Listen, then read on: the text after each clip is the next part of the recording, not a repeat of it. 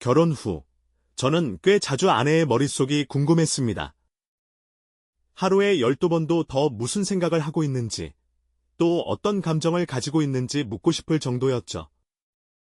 37살이라는 늦은 나이에 결혼을 결정할 때까지만 해도 저는 그 사람에 대해서 충분히 알고 있다고 생각했지만 그게 얼마나 오만한 생각인지 깨닫는 건 얼마 걸리지 않았습니다. 단순히 비밀이 많다, 수상하다는 정도가 아니라 제가 알고 있는 사람이 아닌 것 같다는 느낌을 받았거든요.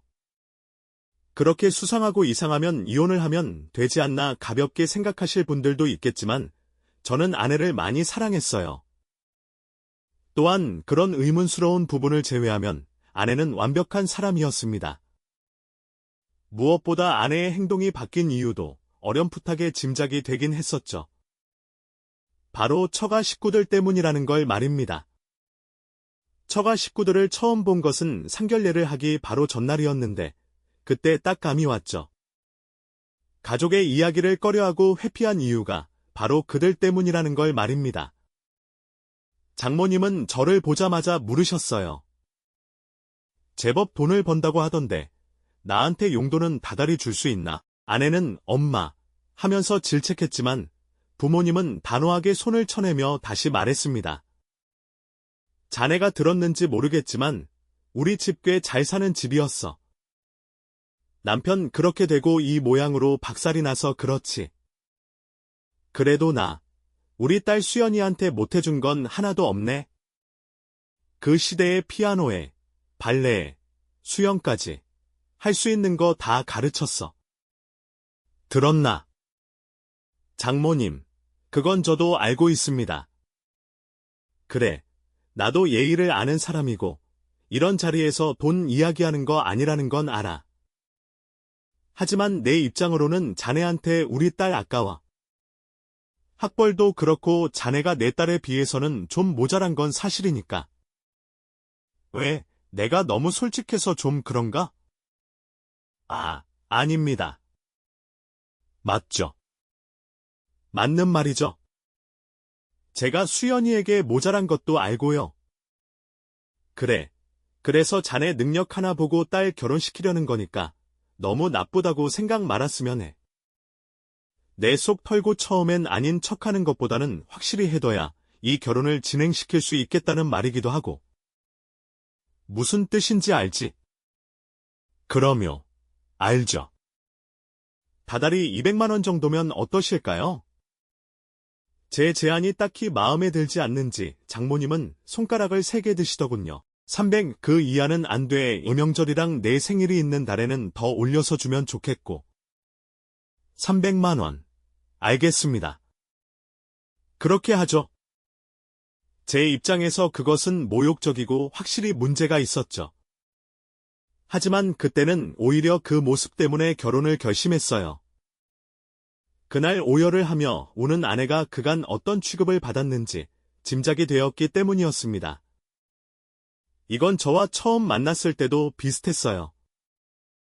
비가 많이 오던 날, 한 동물병원에서 마주치게 되었는데 죽어가는 길고양이를 데리고 안으로 들어왔던 게 바로 제 아내였고 처음 대화를 나누었고 다시 그 병원에서 우연히 보게 되었을 때부터 저는 적극적으로 구애했습니다. 하지만 아내는 저를 계속 밀어냈어요. 제가 싫어서가 아니라 제가 좋아서 만날 수 없다고 했죠. 당연히 저는 이해하지 못하고 물었습니다. 좋아서 만나지 못한다는 건 무슨 말입니까? 좋아하는 사람한테 버림받으면 더 아프니까요? 저는 결혼은 좋아하지 않는 사람이랑 할 생각이에요. 이왕이면 아예 결혼하기 싫고 가벼운 연애는 더더욱 할 생각도 없고요. 그러니까 저한테 이러지 마세요. 제가 더 잘하겠습니다. 저 머리 나쁩니다. 그래서 지금 무슨 말 하는지 모르겠습니다. 그냥 좋아하면 안 됩니까? 만나보고 판단해 주시면 안 되는 겁니까? 제가 쫓아다닌 게 이었습니다. 그 이후에 연애를 할 때 저는 확신했어요. 이 사람이랑 무조건 결혼해야겠다고 말입니다.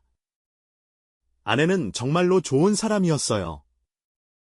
여자로서 매력도 있었지만 인간적으로는 존경할 만한 사람이었죠.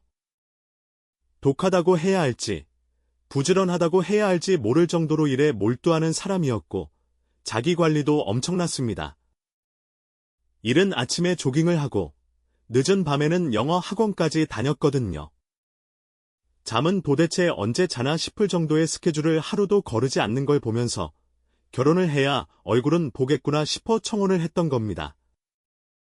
그리고 결혼 이야기가 나오자 그건 그 사람이 왜 그렇게 살았는지 알게 된 거였죠. 아빠는 사업을 하셨었어요. 나한테 거는 기대는 컸지. 엄마 말처럼 모든 걸 다 받으면서 자랐지만 엄마한테는 그게 인형놀이랑 비슷했던 것 같아. 어릴 때부터 공부, 운동, 식단 관리까지 받으면서 자라야 했으니까. 힘들었겠다. 왜 말 안 했어? 솔직히 직접 봐야 날 포기할 것 같았거든. 저런 엄마. 그리고 사업이 망하면서 극단적인 선택을 한 아빠. 최악이긴 하잖아. 이런 집 같은 내 가족을 보여주면 떨어져 나갈 줄 알았어. 그래서 내가 처음에 말했잖아. 결혼은 좋아하지 않는 사람이랑 하고 싶다고. 그런데 그런 엄마한테 용돈을 주겠다고 나올 줄은 몰랐어. 지금이라도 생각 바꿔. 진심이야. 그래도 괜찮고. 뭐, 지금 우리 엄마 하는 말이 장난 같아. 나도 진지한데? 물론 어떻게 보면 불쾌한 말이긴 하지. 근데 수연아, 나 그 정도 각오 없이 너랑 결혼하려고 한 거 아니야. 장모님이 우리 엄마이기도 하고, 이런 말 뭐 하긴 하지만, 나 돈 여유 있게 벌고 있어. 그러니 큰 문제가 될 것도 아니고, 하지만 언젠가는 싫어질 거야. 그리고 날 버리겠지, 안 버려. 나 수연이 너 절대로 안 버려. 그리고 장모님 보면서 느꼈어. 누구보다 그 집에서 나오고 싶은 사람이 너잖아. 나라도 그랬을 테니까. 제 말에 수연이는 눈물을 흘리며 소리를 쳤습니다. 맞아. 진짜 너무 끔찍해. 근데 내가 지옥에 산다고 오빠까지 끌고 들어오긴 싫다고. 이용하는 기분이 들어서 정말로 싫단 말이야. 날 이용한다고 생각해? 그럼 나도 기꺼이 이용당해 줄 테니까? 그리고 지옥이면 뭐 어때? 너랑 같이 있는데 그거면 되는 거야. 그 사람을 설득하고 또 설득해서 결국 이 결혼은 순조롭게 진행되었습니다. 결혼 이후부터 약속했던 금액을 보냈고 그렇게 하니 장모님이 아내를 찾는 일도 줄었죠. 그리고 바로 얼마 후에 아내는 제게 생애 처음으로 선물이라는 걸 주며 말했습니다. 내 월급으로 처음 샀어. 그리고 어머님 것도 같이 샀고. 내가 이런 걸 하게 될 수 있을지 몰랐는데 당신한테 정말 감사해. 요즘에 정말 사람 사는 것 같아. 당신 물건을 안 샀어. 그건 다음에. 나도 돈 모아보고 싶어서. 그게 무슨 뜻이야? 당신 대학 졸업하자마자 일 시작한 거 아니었어? 사람이 양파처럼 한 겹씩 벗겨진다는 말이 뭔지 알겠더군요. 연애를 할 때 그렇게 일에 몰두하고 승진을 위해서 자격증을 따던 그 멋진 사람은 돈을 모아본 적이 없었습니다. 저를 위해 돈을 한 푼도 쓴 적이 없고 그 흔한 선물 한 번 사준 적 없었는데 말이죠. 그렇게 악착같이 아끼고 모은 돈을 모두 장모님께 드리고 있었던 거였어요. 부자 남편과 만나서 고생 한번 해본 적 없던 장모님은 이전의 습관을 전혀 버리지 못했던 겁니다. 그때서야 모든 퍼즐이 완벽하게 맞춰진 거였죠. 딸의 값을 매기고 판매하듯 정하던 일을 말이에요. 그땐 솔직히 장모님이 짜증나고 아내가 답답하게 느껴졌지만 저는 티는 내지 않았습니다. 장모님에게 돈을 주는 날마다 제 눈치를 살피는 게 마음이 아팠거든요. 물론 그게 아니라고 해도 아내는 저와 어머니에게 굉장히 잘했습니다. 수연아, 아이한테 잘해라. 요즘 내가 친구들 앞에서 얼마나 며느리 칭찬을 듣는 줄 아니? 깔끔하고 싹싹하고 바르고 내가 며느리 복은 끝내준다고 다들 부러워 죽어. 아이고, 우리 엄마 그렇게 수연이가 좋아요? 그래, 좋다. 아이 낳을 때도 수연이를 닮은 딸이면 좋겠다. 집에 누가 버린 개랑 고양이만 버글거리니 말이야. 물론 우리 뽀삐랑 뚜뚜랑 랑이도 내 끼지만 손주랑 다르지. 일단 낳기만 해. 그럼 내가 돌봐줄 거야. 허리가 부서지는 한이 있어도 우리 수연이 내 며느리 골병 들게 안 할 거고. 진짜야, 엄마. 자신 있어? 그럼 저 닮은 애는요? 저 닮아도 그렇게 해주실 거죠? 어머, 얘가 못하는 소리가 없네? 안 돼. 소도둑놈처럼 커다란 애를 낳으면 수연이 힘들어서 못 써. 그리고 딸이고 아들이고 너 닮으면 안 된다. 내가 너 때문에 얼마나 고생을 했는데. 친엄마가 이래도 돼. 친엄마. 엄마고 뭐고 안 돼. 태교할 때 얼굴도 못 보게 할 거야. 그럼 누구 닮으라고요? 이명웅. 난 무조건 이명웅 닮으라고 할 거다. 엄마 좀. 그 말에 아내도 웃고 저도 웃었습니다. 정말로 너무나 평화로운 그런 결혼 생활이 이어졌죠. 하지만 그것도 얼마 가지 않아서 깨지고 말았습니다. 난데없이 툭 나타난 아내의 언니 때문이었어요. 상견례를 할 때도 결혼식에서도 본 적이 없었는데 갑자기 나타났죠. 이야기를 들어보니 어린 시절에 집을 나가서 살았다고 합니다. 그래서인지 아내는 굉장히 불편해하더군요. 언니, 그러지 말고 일단 밖으로 나가자. 갑자기 이렇게 오는 법이 어딨어? 가족인데 내가 왜? 내부, 저 불편해요? 늦어도 당연히 인사하는 게 맞지 않나? 저는 그 말에 당황해서 대답했죠. 네. 그렇죠. 저야 편하게 있으셔도 됩니다. 알았어요. 내가 또 그런 말은 사양은 안 하는 편이라 제 동생이랑 오타기 좀 같이 있을게요. 여자끼리 할 말도 좀 있고요. 그때는 생각이 좀 복잡해지고 도대체 왜 언니의 존재에 대해서 말하지 않은 걸까? 또 장모님도 언급을 안 했는데 진짜 자매는 맞는 건지 의심이 되기 시작했죠. 무엇보다 저는 그 여자를 보는 순간 한눈에 일반적인 사람이 아니라는 건 눈치챘습니다. 검지와 중지에 누런 자국만 봐도 오랜 기간 흡연을 했던 손이라는 것쯤은 알았거든요. 그리고 날카로운 목소리 톤에 어미가 길게 빠진 습관적인 말투, 명품으로 치장은 했지만 풍겨오는 느낌이 흡사 술집 마담처럼 보였습니다. 설령 그렇다고 저는 그걸 흠으로 잡을 생각은 없었어요. 그걸 알게 되고 그간 아내가 말을 하지 않아도 크게 나무란 적도 없었죠. 이유는 하나였습니다. 저 역시도 숨기는 과거가 있었기 때문이었죠. 사실 어린 시절 저는 운동을 했었습니다. 야구를 했죠. 꿈이 있었다거나 운동을 좋아해서가 아니었어요. 야구를 하게 된 것은 돈 때문이었어요. 저희 집은 찢어지게 가난했는데 학교 선생님이 덩치를 보고 제안을 했던 거였죠. 관심도 없던 종목이었지만 덜컥 시작한 운동이었습니다. 다행히 나름 소질은 있었어요. 씨름부에서도 탐낼 정도로 큰 덩치와 힘, 그리고 달리기도 빨랐습니다. 문제는 고등학교 졸업을 1년 앞두고 생긴 손목 터널 증후군이었습니다. 이는 손목의 정중신경이 눌려서 발생하는데 손목을 자주 사용하는 스포츠 선수에게는 치명적일 수 있는 질환입니다.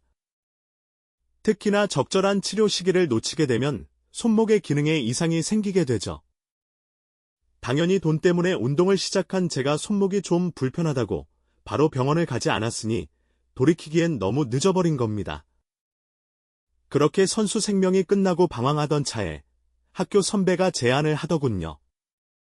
경수야, 내 밑에서 일 좀 배울래? 돈도 짭짤하고 대우도 좋아. 나도 아무한테나 이런 제안하는 거 아니야. 경수 너니까 말하는 거지. 상명하복 철저하고 예의도 있고 너 정도면 내가 추천해도 부끄럽지 않을 것 같거든. 저는 할 줄 아는 것도 없는데 괜찮겠냐고 물었어요. 컴퓨터도 못합니다. 라고 말했더니 선배는 웃으며 말했죠. 아, 그런 거 상관없어. 우리 같은 놈들 받아주는 곳이 있어. 너는 힘도 좋고 덩치도 크고 인상도 더워서 환영해 줄 거니까 걱정할 게 하나도 없다. 인사만 잘하고 열심히만 해. 혹시 이상한 일은 아니죠?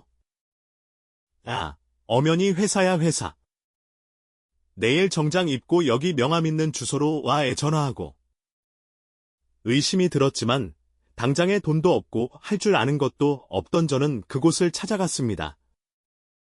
선배 말처럼 회사인 것은 맞았지만 들어가 보니 어떤 곳인지 알겠더군요.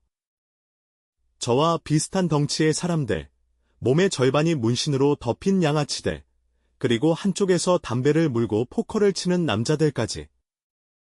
그곳은 깡패 용역 회사였습니다. 당연히 저는 거부했지만 선배는 저를 설득하기 시작했죠.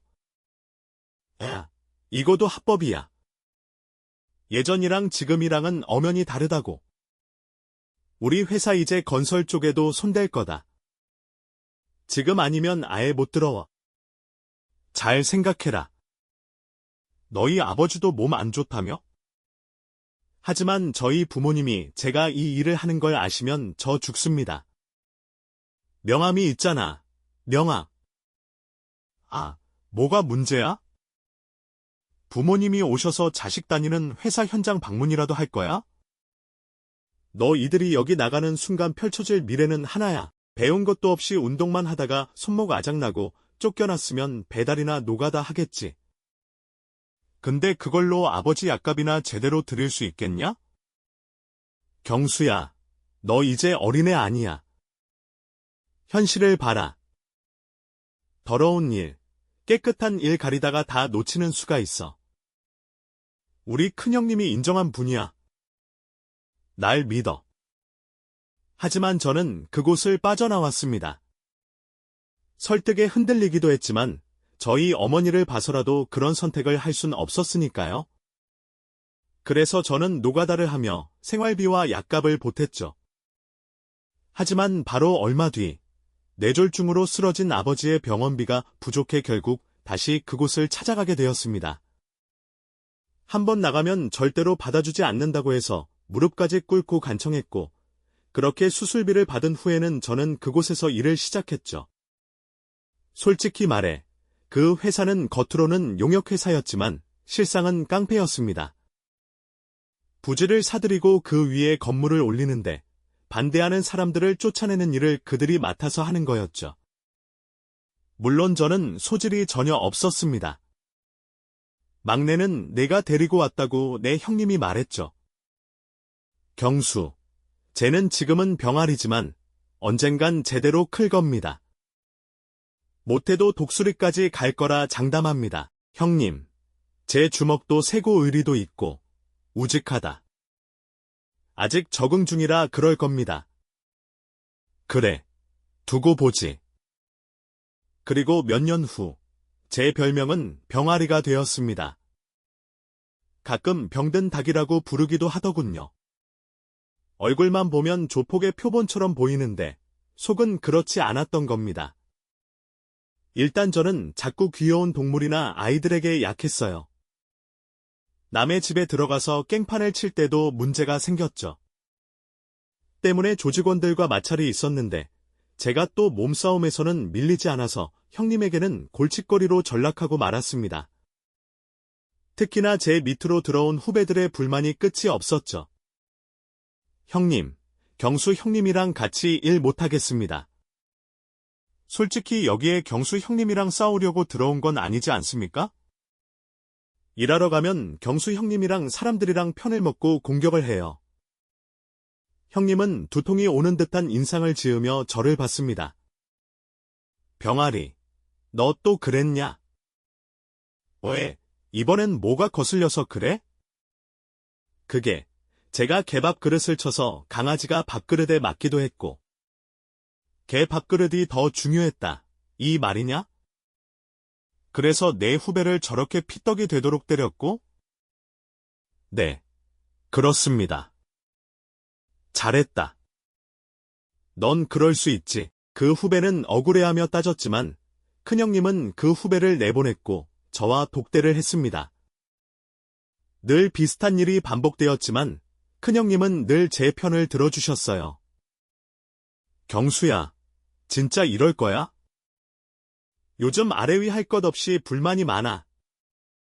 적당히 맞춰줄 수는 없겠냐?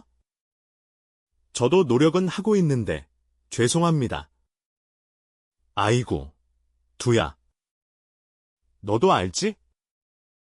내가 너 안 쫓아내고 지금까지 데리고 있던 이유. 네, 알고 있습니다.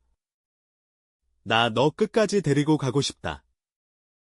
우리 회사도 꽤 커졌고 앞으로 너한테 현장일 안 맡길 거야. 그래서 내가 너 데리고 가려고 더 애를 쓰는 거고. 내가 떳떳한 일 하고 싶어 하니까 나도 조바심에 일을 서두르고 있는데 내가 조금만 참고 못 본 척, 못 들은 척 넘기면 안 되냐. 큰형님이 제게 그렇게까지 하는 건 이유가 있었어요. 조직에 들어와서 일을 하던 와중에 아버지가 끝내 돌아가셨습니다. 수술도 잘 끝나서 괜찮아지는 줄 알았는데 갑작스러운 심장마비로 그렇게 가셨죠. 그때 큰형님이 저를 많이 배려해 주셨고 하기 싫은 일을 묵묵히 버틴 것도 은혜를 갚기 위해서였습니다. 그러다가 큰형님이 다른 조직과의 싸움에서 크게 다쳤는데 제가 큰형님을 업은 상태로 병원까지 내달려 목숨을 구하게 되었죠. 피를 흘리는 사람을 보고 택시는 승차를 거부했고 제가 타고 온 사나 있었기에 달려야 했습니다. 그런 이유로 큰형님이 제 편의 고집을 넘겨주셨던 거였어요. 하지만 저도 형님도 알고 있었습니다. 우리가 끝까지 함께 가는 일은 없을 거라는 걸 말이죠. 거기에 더해 어머니가 제가 하는 일의 실체를 알게 되었던 겁니다.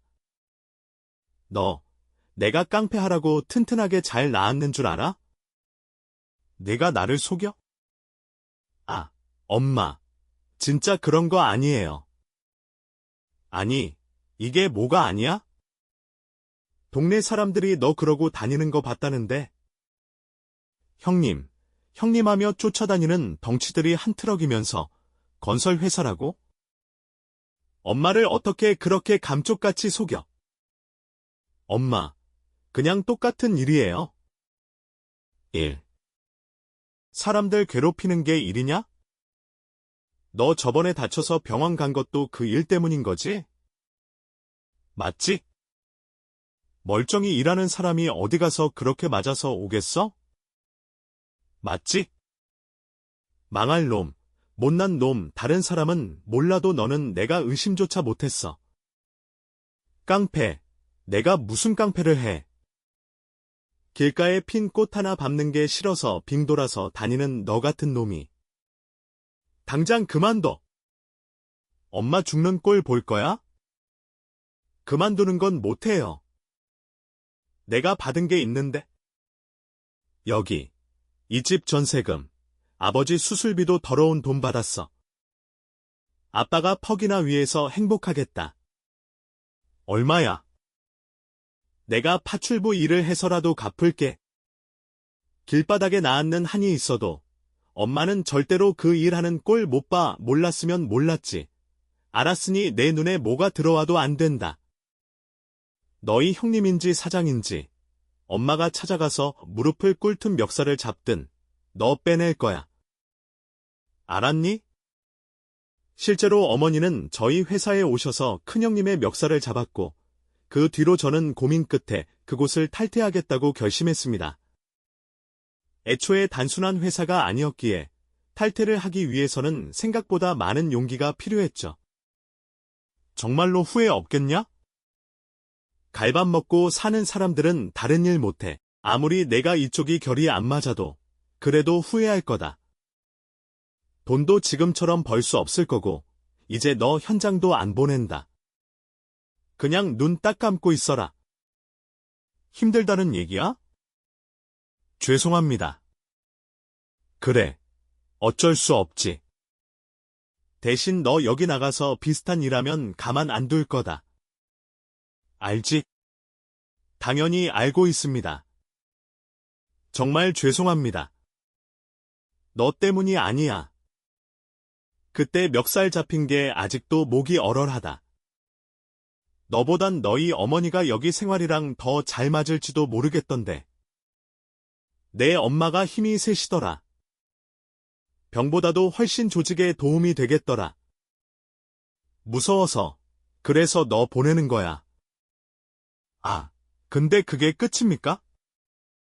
뭐? 아, 퇴직금 준다고 했잖아. 걱정 마.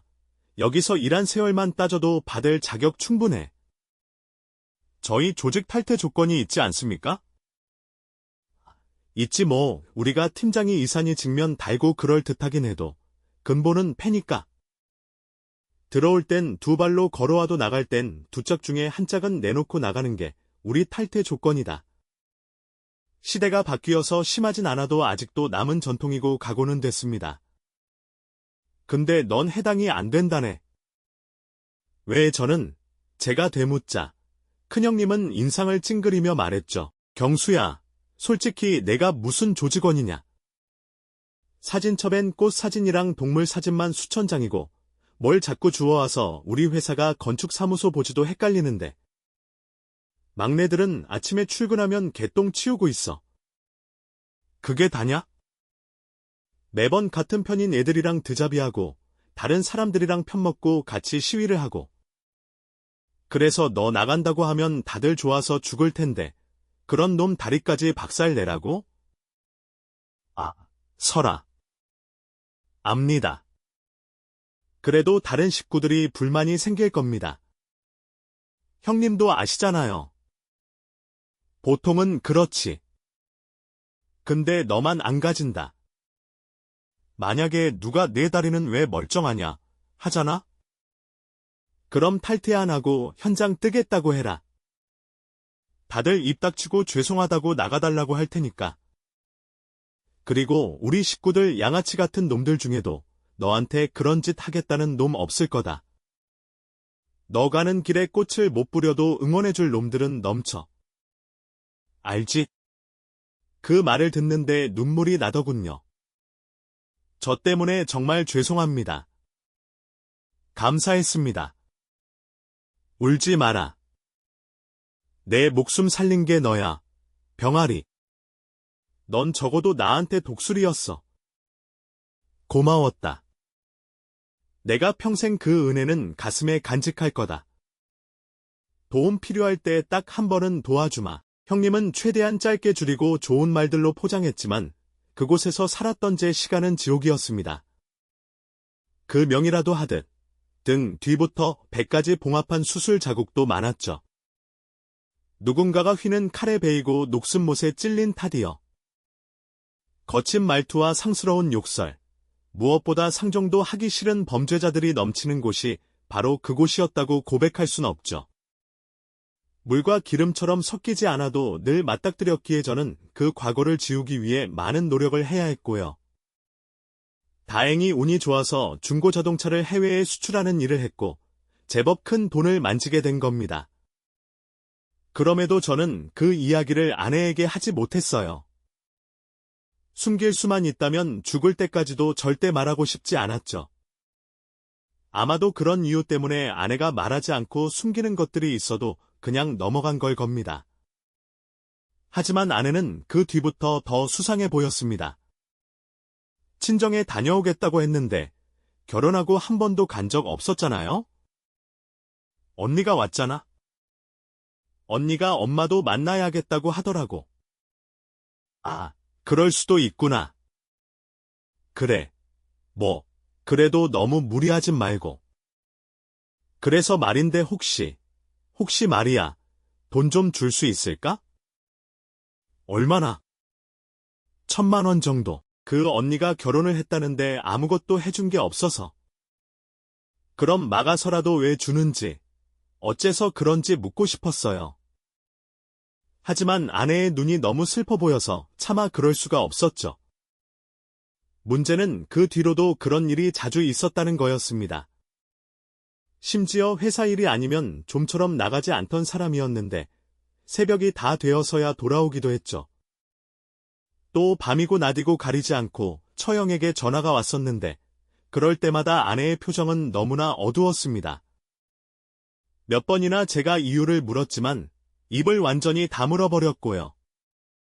그러다 보니 저는 처형이 마음에 들지 않았습니다. 그건 저희 어머니 역시 마찬가지였죠. 너희 둘, 무슨 일 있는 거 아니지? 혹시 싸웠거나? 아니요. 엄마는 걱정할 거 없어요. 그 처형이 갑자기 찾아와서 약간 바빠진 것뿐이에요. 며느리 말로는 친정 식구들이랑 사이가 그 좋다고 하진 않던데. 네. 근데 뭐 천천히 좋아졌을 수도 있죠. 그래. 뭐 그야 그렇지. 아, 근데 나는 최근에 얼굴을 한 번도 못 봤으니 전화도 안 받고. 아, 내가 능 나보다 이런 게 서운한 걸 보면 나이 들면 다 서운해지고 그렇다고 하더니 딱 저기지. 말은 그렇게 하셨지만 저라도 서운했을 겁니다. 아내는 단순히 얼굴을 못 볼 정도로 뿐을 그치지 않았어요. 어머니 생신에도 참석을 안 할 정도였죠. 주말에는 거의 18시간 가까이 친정에 머물렀고 늘 깨끗했던 집도 엉망이 되었습니다. 사람을 써서 관리를 하면 그만이긴 했지만 저만 해도 함께 마주보고 밥을 먹은 게 가물가물할 정도였죠.